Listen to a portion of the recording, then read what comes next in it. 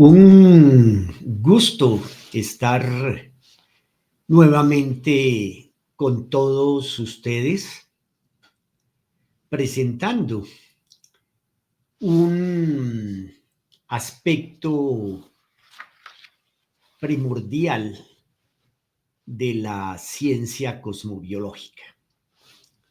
Cuando conocí al maestre Ferriz aquí en la ciudad de Bogotá en 1973, me interesé muchísimo en este tema. Empecé a estudiar poco a poco la cosmobiología. Fue una disciplina muy motivante. Me permitió la motivación, me permitió el gusto por poder entender a fondo el mecanismo, el sistema cosmobiológico, lo que me llevó a estudiar con bastante dedicación este tema durante algunos años y con algunos compañeros. Eso hace parte de lo que necesitamos cultivar en cada uno de nosotros, ojalá en familia, puesto que la era avanza y al avanzar la era también necesitamos avanzar con ella. Si no, pues nos quedamos atrás y buscamos naturalmente de manera, digamos, es un impulso natural de nuestra evolución el estar no solamente al día en las cosas, sino también en lo posible en la avanzada, como dicen los franceses, en la avant-garde. Para ello, es conveniente que cada uno de ustedes observe con detenimiento lo que implica asombrarse, es decir, distinguir algo que realmente nos toca, nos llama especialmente la atención. Hoy estamos prácticamente ya desde los colegios, las universidades, abordando el tema de la investigación.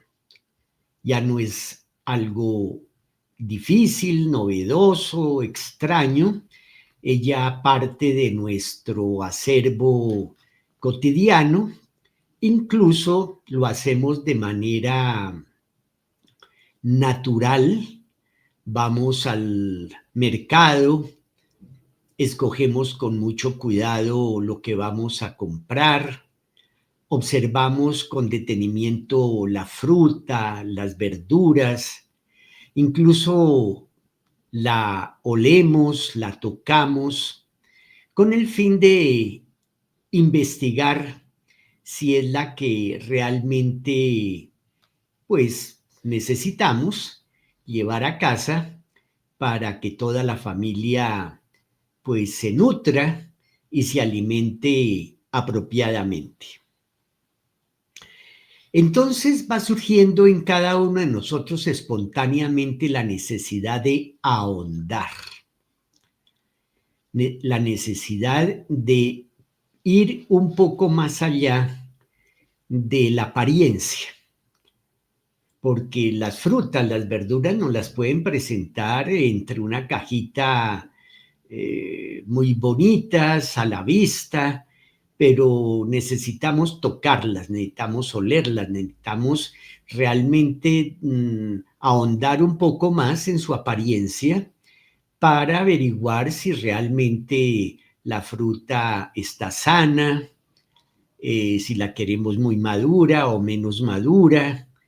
Entonces, todos esos elementos ya hacen parte natural, cotidiana, de nuestra experiencia investigativa. Entonces, hacemos algo muy importante.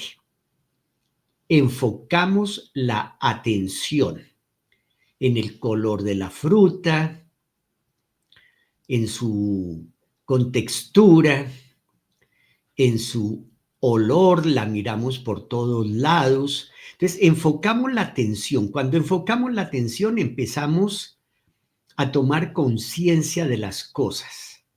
Es decir, tomamos conciencia si realmente esa fruta la podemos entonces llevar. Claro, paralelamente nos cuestionamos, nos hacemos algunas preguntas, así sea un poco mecánicamente, inconscientemente, aprendemos a preguntar. Entonces, esta es una invitación prácticamente a que cultivemos en nosotros mismos ese proceso investigativo, cultivemos incluso en familia ese proceso de investigación para que nos beneficiemos de él, podamos fundamentar cada vez más y mejor nuestra identidad real y a la vez también vayamos descubriendo y fundamentando nuestra identidad virtual, es decir, lo que realmente queremos ser, además del hecho de haber nacido en una familia, en una ciudad, en una época específica, dentro de una cultura familiar también específica y situaciones por el estilo. Entonces, vamos a ver cómo podemos empezar a realizar una investigación cosmobiológica llevando diariamente una casuística. Entonces aprendemos a través de la Facultad de Cosmobiología, la Facultad Superior de Cosmobiología, que transmite los cursos en línea desde la ciudad de Lima.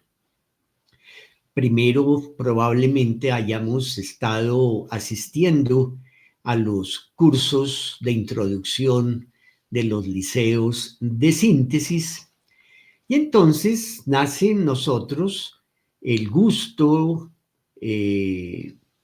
la necesidad incluso de querer ayudar más y mejor a nuestros familiares, a nosotros mismos, y así evitarnos un sinnúmero de inconvenientes que no necesitamos necesariamente padecer. Porque si vamos al garete, como se dice, por la vida, pues podemos estar sin brújula, podemos estar sin un mapa que nos oriente, y así como existe hoy en día, se descubrió hace miles de años la brújula, y tenemos entonces la capacidad para configurar un mapa, así también podemos hacerlo con el esquema cosmobiológico de nacimiento y sus complementaciones, que son los cálculos actualizados que se van haciendo en el tiempo a medida que crecemos, a medida que avanzamos por la vida, eh, en relación con ese esquema natal, con ese esquema cosmobiológico del momento del nacimiento, que nos permite entonces tener esa base, que ese esquema de nacimiento va a ser como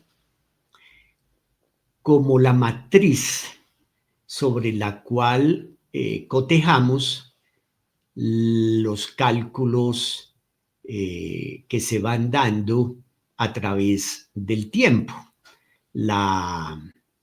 El cálculo de la revolución solar, es decir, del ciclo anual, calcular el momento exacto en el que el Sol retorna al punto exacto de la eclíptica donde tuvimos nuestro Sol de nacimiento, también completando con los tránsitos de los planetas día a día, también calculando las llamadas direcciones primarias, las direcciones secundarias y así sucesivamente. Entonces, es un estudio que evidentemente exige una disciplina, un método, y tenemos que integrar tanto el factor matemático como el factor simbólico, ya que al estudiar la cosmobiología nos vamos poco a poco compenetrando de esa síntesis entre el cálculo matemático, el control matemático y lo que eso significa, es decir, la ciencia del significado a través del lenguaje simbólico. Entonces, cada planeta, cada signo zodiacal, cada aspectación angular, trígono, cuadratura, es decir, los ángulos de 120 grados, de 90 grados, de 180 grados, de 60 grados, tienen, por supuesto, también su correspondiente significado. Y el maestre Ferriz se dedicó durante un buen tiempo a escribir, por un lado, la teoría científica de la cosmobiología y a su vez a ubicar apropiadamente los modelos matemáticos de la esfera celeste geocéntrica, porque cuando estudiamos cosmobiología nos ubicamos sobre la superficie de la Tierra, ya no es una visión heliocéntrica, sino geocéntrica, porque el cálculo lo necesitamos ubicar en el lugar del planeta donde nos encontremos, ya sea que estemos bajo el mar, en una experiencia de buceo, o sobre una montaña, entonces tenemos que calcular su altura, las coordenadas geográficas, bueno, sin número de precisiones con respecto al lugar exacto donde se sucede el acontecimiento. Y paralelamente podemos ir mirando algunas fuentes de lo que se viene ya trabajando bastante en la ciencia del significado, la mitología, la simbología y bueno, todo ello. Entonces nos decía el maestre Ferriz que la cosmobiología es como tener un microscopio y un telescopio. Un microscopio que nos permite entonces observar el detalle en cuanto al suceso y el telescopio para que paralelamente estemos observando las características de cómo se presentan las situaciones celestes para ese mismo momento. Entonces, como ustedes pueden observar, la cosmobiología es una ciencia del tiempo. Tenemos que ubicarnos geográficamente en el tiempo y estar atentos de cómo está sucediéndose en un tiempo determinado las aspectaciones en el cielo. Y hay bastantes investigadores que desde finales del siglo XIX, en el siglo XX, empezaron a desarrollar un mayor interés en lo que anteriormente se conocía como la ciencia de los astros, la astrología, porque se veía que no era suficientemente precisa por un lado y se había quedado limitada en algunos aspectos en cuanto a las posibilidades que trae hoy en día la cosmobiología y que lo pudo determinar aquí en la teoría científica de la cosmobiología el maestre Ferriz cuando comienza esta teoría científica abordando la ciencia cosmobiológica por su función social, es decir, por la serie muy amplia de aportes que tiene para beneficio del ser humano, de la humanidad. Todo el beneficio social, tanto a nivel de grupos como a nivel individual. Entonces, la idea es precisamente que nosotros empecemos a ir cultivando poco a poco nuestro pensamiento científico, nuestra manera de hacer investigación a la manera de un árbol, que puede ser el árbol que vemos seguramente todos los días a nuestro alrededor en los parques, en las calles, en un bosque, así como hoy en día se relaciona el cerebro como si fuese un árbol con todas sus neuronas interconectadas las unas con las otras, a la manera de ramas, unas más gruesas, otras más delgaditas, o también, si ustedes lo ven así, el árbol cósmico, es decir, toda la serie de ramificaciones que tiene ese estudio de los planetas moviéndose en el cielo sobre una determinada órbita alrededor de la eclíptica, ya repetimos, no en función de girar alrededor del Sol, la visión heliocéntrica, sino en el caso cosmobiológico con la visión geocéntrica. Entonces, cuando yo comencé a estudiar la cosmobiología con algunos compañeros, lo primero que empezamos a hacer fue dedicarnos a estudiar lo que representa el significado. ¿Qué significan las cosas? ¿Qué significa en la naturaleza una roca, un mineral específico, el oro, la plata, el cobre, lo que significa un diamante, lo que significa una perla? Es decir, como si la naturaleza fuese un libro abierto para que lo aprendamos a leer.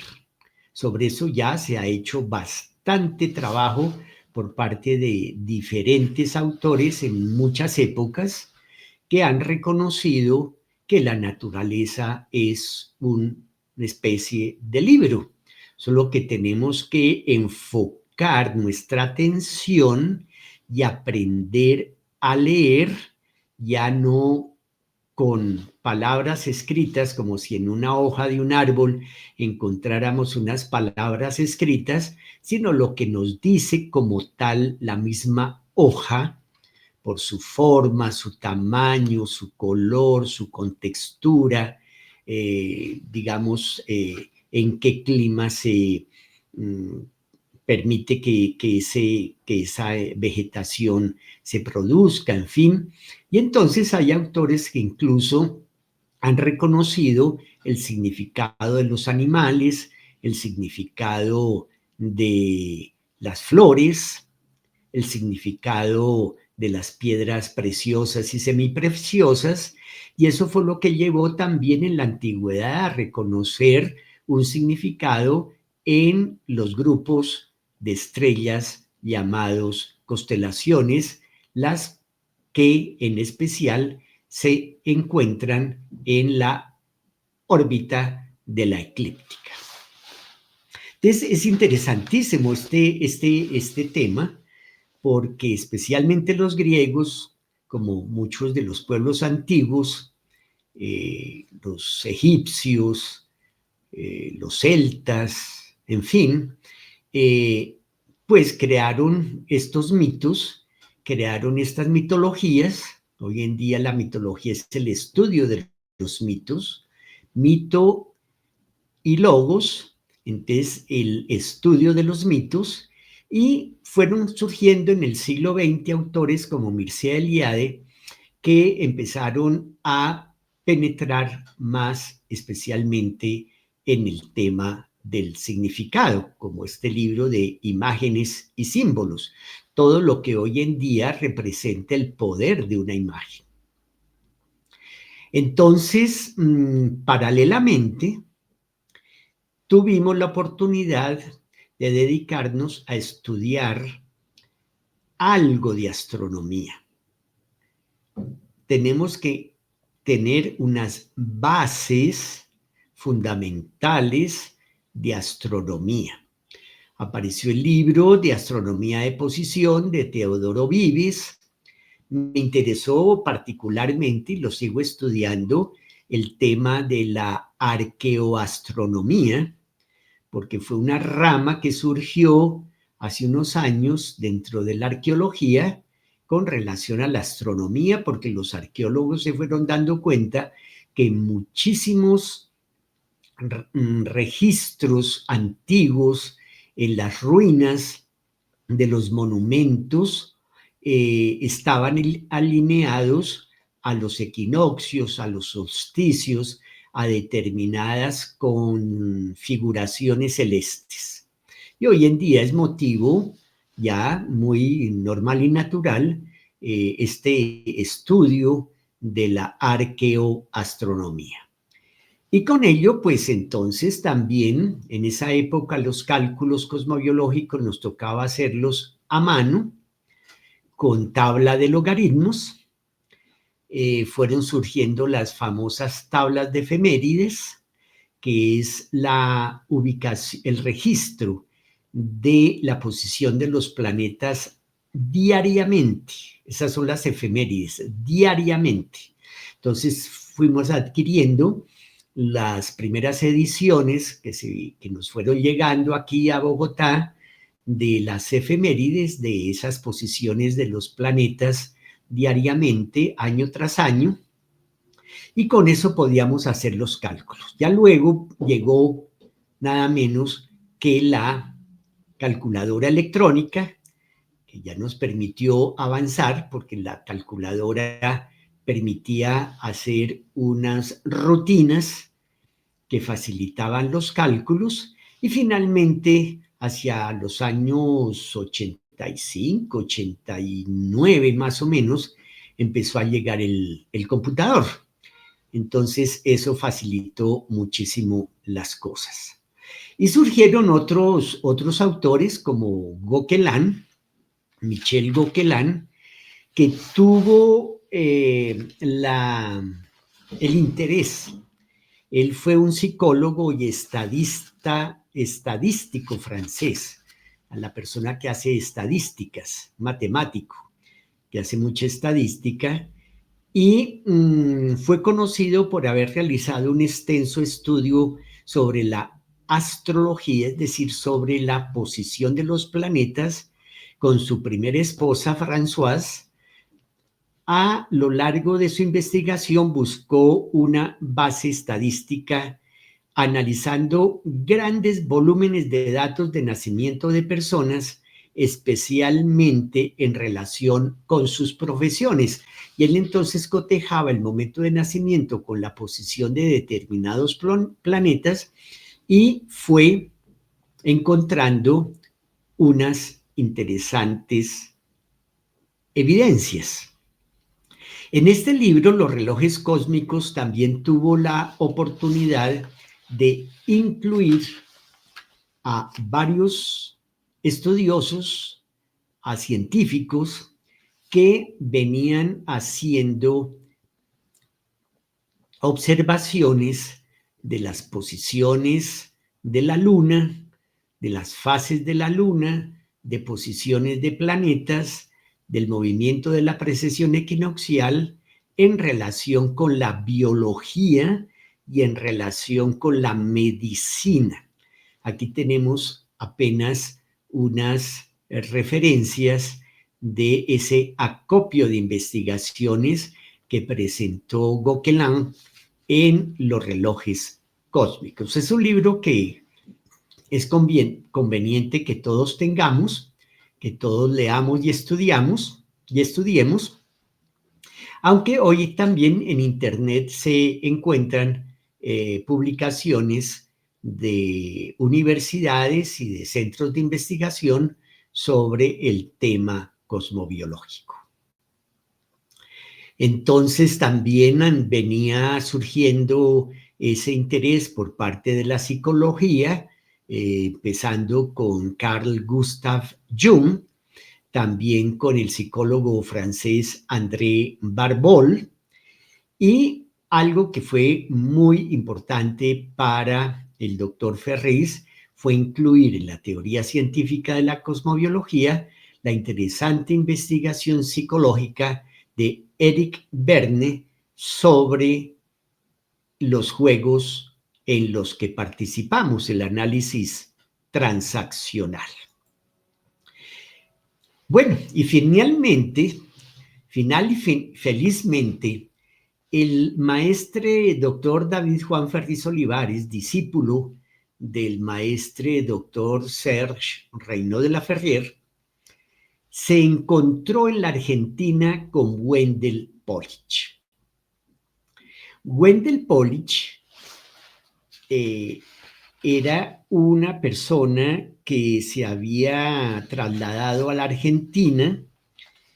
Él se dedicó a la investigación con su familia y empezó a buscar la precisión del cálculo de una manera científica, llevando casuística, es decir, llevando registro de controles de sucesos en su familia.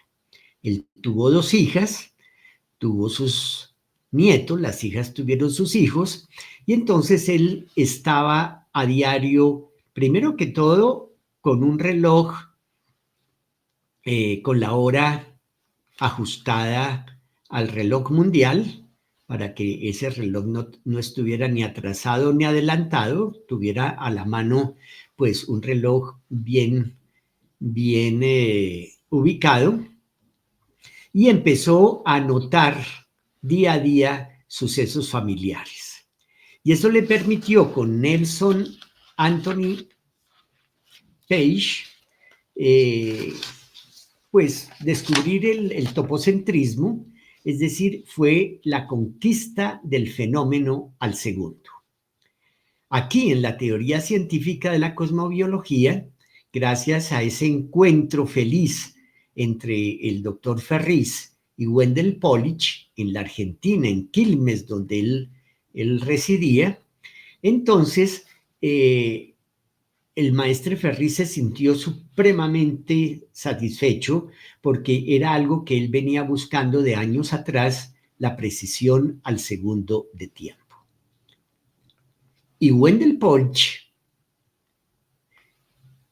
encuentra en la persona del maestre Ferriz a este ser que tiene una visión de la aplicación de la cosmobiología en su función social. Entonces, Wendell Pollich prácticamente le hereda, le dona al maestre Ferriz toda su investigación y le da la autorización para que la publique. Y aquí tenemos parte de esa publicación en la teoría científica de la cosmobiología, en la parte 17, en donde tenemos resaltados aquí esa inclusión del topocentrismo con una carta de Wendell Pollich y la tesis topocéntrica sobre conexiones entre miembros de familia por Wendell Pollich, contactos ascensionales genealógicos y en fin, otra serie de fórmulas de Wendell Pollich y Nelson Page. Y Wendell Pollich también hizo estudios muy a fondo sobre la revolución solar, el ciclo anual del Sol. Hizo un aporte muy precioso con la rectificación de la hora natal de la reina Isabel II de Inglaterra, que nos permite hoy en día rectificar nuestras horas de nacimiento, que es algo primordial ya para hacer una investigación al detalle. Entonces, el Centro Astrológico de Buenos Aires, el CABA, Centro Astrológico de Buenos Aires, contribuye a publicarle a Wendell Pollich una serie de libros como este, El Sistema Topocéntrico, con tablas de casas y ascensión oblicua para todas las latitudes, y también le publicó muchos artículos en la revista que tiene llamada la Revista de Astrología de el CABA. Entonces, por ahí supe que una de sus hijas había terminado siendo la directora del CABA, del Centro Astrológico de Buenos Aires, después de unos años. Entonces, también en uno de sus artículos, esta es una copia de una página de esta revista, el Wendell Pollich hace referencia a la referencia que le hizo el maestre Ferriz en la teoría científica de la cosmobiología. Entonces tenemos estos registros muy importantes a nivel histórico de ese feliz encuentro, de ese feliz intercambio entre dos investigadores, de ese feliz aporte para beneficio de la humanidad, y hoy en día ya no necesitamos de hacer ni siquiera los cálculos a mano, ni siquiera en calculadora electrónica, sino que ya hay programas bastante bien adelantados, incluyendo el cálculo topocéntrico en los computadores. Y entonces, en este esquema simplificado, tenemos cómo el control de sucesos al segundo hoy en día se puede. Por ejemplo, al momento en el que a un animalito, a nuestra mascota, el gato, el perro, en la veterinaria, el médico o la enfermera le coloca una inyección como antibiótico o para los parásitos, y entonces usted puede anotar exactamente el momento, la hora, con minutos y segundos, y luego coteja con la carta natal del animalito. O en el caso también de una persona, de un familiar, el nacimiento de un hijo, el nacimiento de un sobrino, el nacimiento de un nieto, o cuando tenemos una cirugía, cuando se produce un desafortunado accidente y la persona queda un poco afectada. Sin embargo, el hecho de llevar casuística nos permite algo muy importante en la cosmobiología, y es que por un lado nos podemos ir hacia atrás en el tiempo, por ejemplo, esto desde el punto de vista psicológico, para levantar la carta del momento en que la persona pudo haber sufrido un trauma. O, por el contrario, irnos hacia adelante en el tiempo y prever, por ejemplo, lo que queda de este año 2025, qué posibles sucesos podemos llegar a tener cada uno de nosotros o alguno de nuestros familiares y tomar las precauciones. Si el suceso es inapropiado, tomamos las precauciones para minimizarlo. Y si, por ejemplo, aparece la tendencia a un accidente, tomamos las medidas de precaución para esa época, para ese día o para esa semana y contrarrestamos el accidente. Ya no va a ser tan grave, puede incluso no darse por las precauciones que hemos tomado.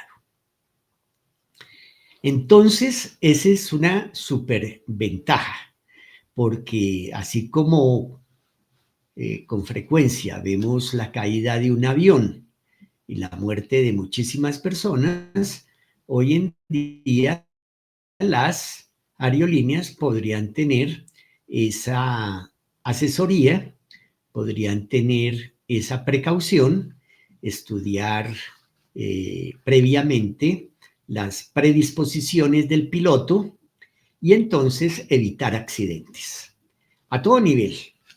Y a su vez, también cuando ya se desata una enfermedad, se le puede hacer seguimiento a esa enfermedad en cuanto a su evolución, en qué momento comenzó, cómo se va desenvolviendo, qué aplicaciones médicas está teniendo el paciente y finalmente cómo llega a sanarse.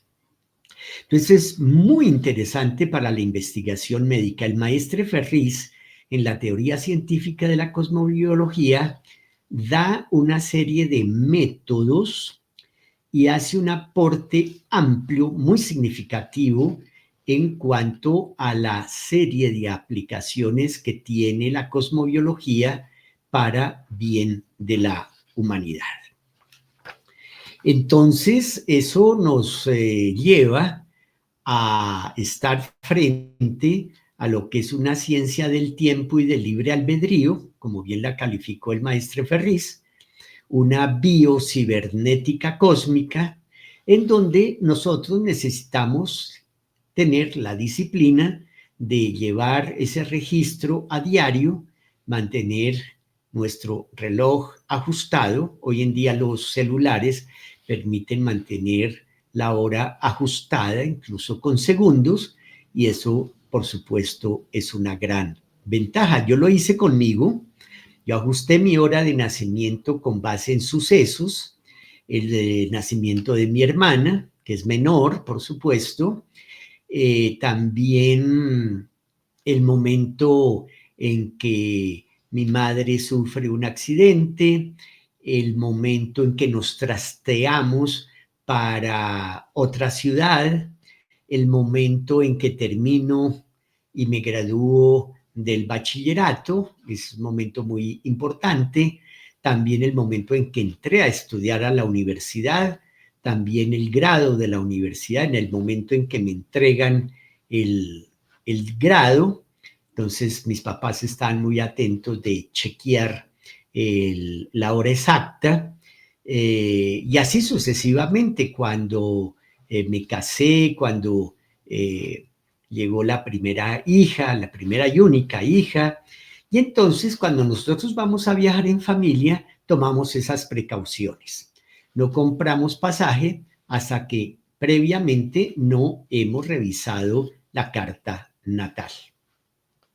Y entonces así nos evitamos una cantidad de situaciones. Ahora, uno puede observar en la carta natal que hay una situación un poco complicada en un viaje, y eso no quita la opción de viajar. Entonces uno viaja ya advertido de que se va a presentar alguna tendencia toma las precauciones y entonces procura minimizarlas. Ya uno calcula si sí se decide a comprar pasajes o mejor aplaza el viaje para una época mejor. Y así con todo, momentos difíciles en la economía familiar o en la economía personal, momentos difíciles en el ambiente laboral, en el ambiente de estudio. También tiene una impresionante, digamos, aporte para la orientación tanto prevocacional como vocacional, un campo interesantísimo que poco a poco lo irán implementando los colegios, las universidades, pero es importante hacerlo previamente en familia, porque sabemos las dificultades que permanentemente tenemos con los jóvenes, incluso con los niños, en cuanto a su orientación profesional. Conocí el caso de una persona que acababa de graduarse de médico y habiéndose graduado de México salía de viaje y se observó con él que él, si bien iba a estar en el ambiente médico, no iba a ejercer tanto como médico, sino como administrador de un hospital. Y efectivamente, él viajaba a otro país a administrar un hospital. Entonces, es interesante también observar esa combinación de precisar en qué campo específico la persona va a aplicar su profesión. Y tenemos entonces aquí, ya para ir terminando, tener el registro de esos sucesos individuales, tanto en la salud, en el trabajo, en el estudio, cuando son traslados, momento en que uno viaja o momento en que llega un familiar de otra parte. Claro, hoy en día viajar en avión es algo muy cotidiano prácticamente, pero sin embargo sigue siendo completamente válido mantener el registro de esos momentos en que despegue el avión o el momento en que aterriza el avión. Y hay un campo que también llama la atención y es el estudio de los delincuentes. Eso tiene un aporte social muy importante. ¿Por qué? Porque el delincuente poco a poco va a estar en un ambiente organizado por el Estado para su reinserción social. Es el caso, entonces tenemos finalmente un caso concreto, el de Kevin Mitnick, un hacker. Este fue uno de los más famosos y legendarios en la historia, sobre todo en los Estados Unidos, conocido como el Cóndor, el hacker del lado oscuro en la década de los 90 por sus audaces intrusiones en sistemas informáticos de grandes corporaciones y agencias gubernamentales, nada menos. Su estrategia principal, me llama mucho la atención, fue su capacidad en la ingeniería social. Era un experto en manipular a las personas y obtener información confidencial, haciéndose pasar o por empleado, por técnico o incluso por personal de seguridad. Y hoy en día lo más llamativo es que sigue sucediendo. Muchas personas que hacen fraude, muchos ladrones, muchos hackers, continúan basándose en seducir a la persona y hacer que la persona entregue información, entregue datos. Eso es lo más corriente, curiosamente. Sus intrusiones eran de alto perfil. Hackeó sistemas de empresas como Digital Equipment Corporation, Pacific Bell, Sun Microsystem, Nokia y Motorola, robando códigos fuentes y datos propietarios.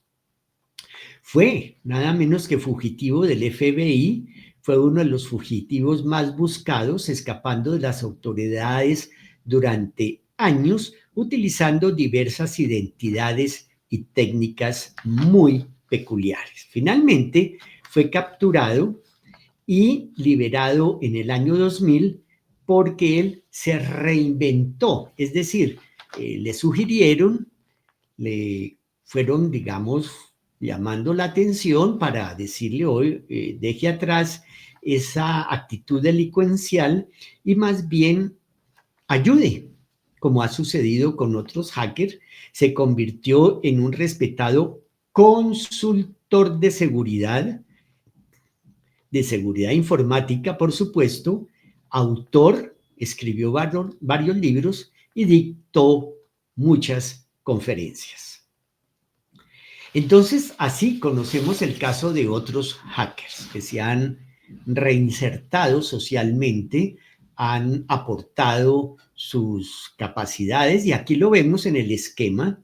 Me llama muchísimo la atención ese Mercurio con el que nace entre Urano y Plutón en el signo de la Virgen. Eso le da a él una extraordinaria capacidad intelectual, precisamente tanto para la ingeniería social como para la ingeniería, digamos, electrónica. Y también me llama la atención la conjunción Venus-Sol, porque se nota a las claras que le gustaba vivir muy bien, le gustaba el lujo, llegó a tener obviamente muchísimo dinero. Y bueno, aquí hay varios otros aspectos que se pueden estudiar.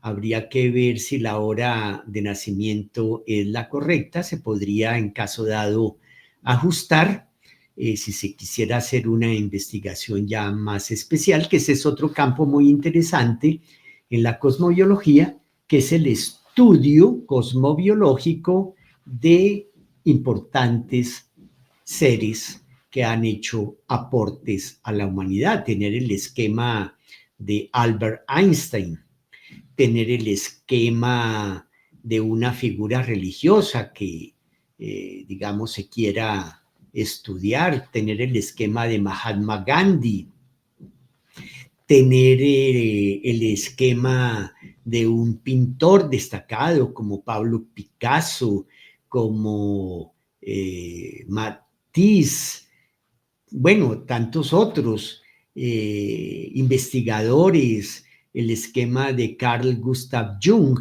Y entonces eso nos va a permitir conocer más a fondo, primero, cómo fue su capacidad para poder hacer especiales aportes a través de la investigación para la humanidad.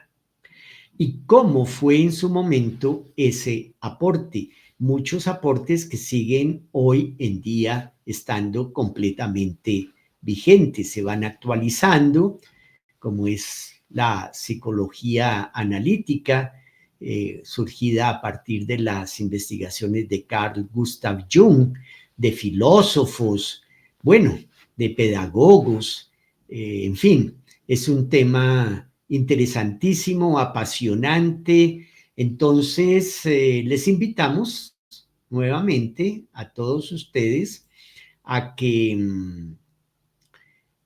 trabajemos para propiciar la vida. Estas investigaciones estén al servicio de propiciar la vida, de ayudar a los demás, de contrarrestar tendencias inapropiadas. No tenemos que padecer una determinada enfermedad si hacemos casuística, por ejemplo, en el tema del cáncer, de la diabetes, o también para evitar accidentes, en función de la tolerancia, la búsqueda de la verdad y la paz. Porque para hacer investigación necesitamos un ideal. No es hacer investigación para ganar solamente dinero, sino hacer investigación para beneficiar al género humano con una clara función humanista. Es decir, contribuyendo a que el ser humano mejore en sus condiciones de salud física, psicológica, social, mental, grupal, por supuesto. Entonces, tenemos un amplísimo campo en ese sentido y para eso, pues, hay que emprender casuística, llevar registro detallado de sucesos, colaborar en ayudarnos a nosotros mismos y a los demás y consultar con la Fundación Inves o con la Facultad Superior de Cosmobiología. La Fundación Inves es la encargada de coordinar las investigaciones, de apoyarlas, de orientarlas. O también con la Facultad Superior de Cosmobiología, que tiene sede en Lima, Perú, donde estamos muy atentos para poderle colaborar a cualquiera persona que quiera dedicarse a este campo y quiera integrarse voluntariamente a seguir nutriendo todo este trabajo que hacemos en las fundaciones emanadas del pensamiento del doctor de la Ferrier, que son fundaciones de bien social. Son fundaciones de bien social para beneficio de la humanidad, para que recuperemos nuestro estado natural superior en relación con la degradación que tenemos hoy en día.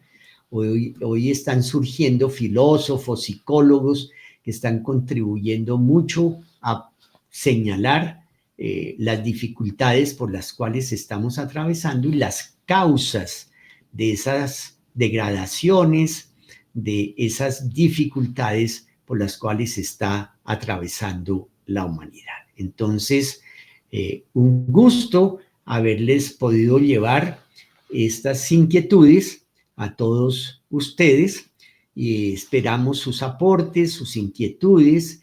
Si quieren empezar a hacer una casuística, una investigación, pueden hacerlo empezando de la manera más, digamos, básica, sencilla, porque es la manera de empezar una tarea de este nivel. Entonces, estaremos atentos próximamente a indicarles los nuevos temas que seguiremos presentando los días domingos. Muchas gracias y que estén muy bien. Hasta la próxima.